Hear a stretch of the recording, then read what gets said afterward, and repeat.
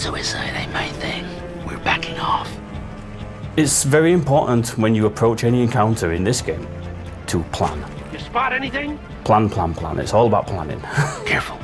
They're all over the place, and we can't find them all at once.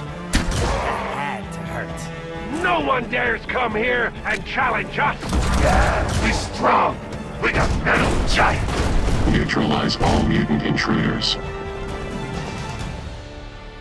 When we were prototyping the Mutant Year Zero video game, we wanted the game to feel very close to the experience you have when you play the pen and paper role-playing game. And that's when we landed on the real-time and tactical approach. The tactical approach is our version of the pen and paper rolling the dice, and the real-time is our version of you exploring ruins and look for items that you can use. Then you may come across an enemy encounter, and you'll fight some people. The air stinks like mutants. Not just any mutants, stalkers. A typical encounter is that you will approach a group of enemies, then you will usually sneak around for a bit. The attention circle is going to represent what they can see and what they can hear. Check that guy out. You see him? Head like an infected mushroom. He's one of the Nova sect.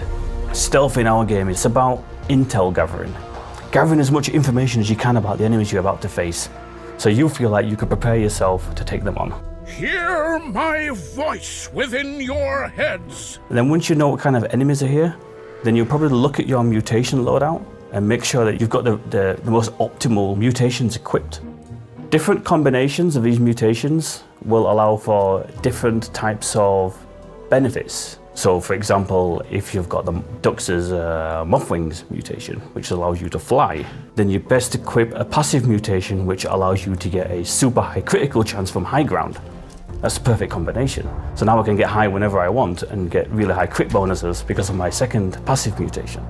Then you'll probably try to work out are any of these enemies isolated enough for me to kill without alerting all the others, just to get the numbers a little bit more skewed in your favor. And also you might want to position a character to be on high ground before you even start combat so that you know he's got some bonuses on his mutations that allow for high ground bonuses. Then you'll look at the enemies that are left and go, well, I know that this particular enemy unit it can be really, really dangerous if left to run free. So I might want to use a mutation which will lock him in place and deal lots of damage to get rid of him straight away. Or maybe this other enemy unit, if they get a turn, they'll call for extra help, and I'm not really equipped to deal with extra numbers right now, so I need to take that one down first. So it becomes a case of studying the playfield and figuring out your strategy before you press your ambush button. And then when you're in tactical, it's all about trying to make your plan work. And if it doesn't work, then thinking on your feet and trying not to use up all your grenades because they're quite expensive to buy, and trying not to take too much damage because medpicks are also quite expensive to get yourself health back. So it's a game which emphasizes planning more than most games.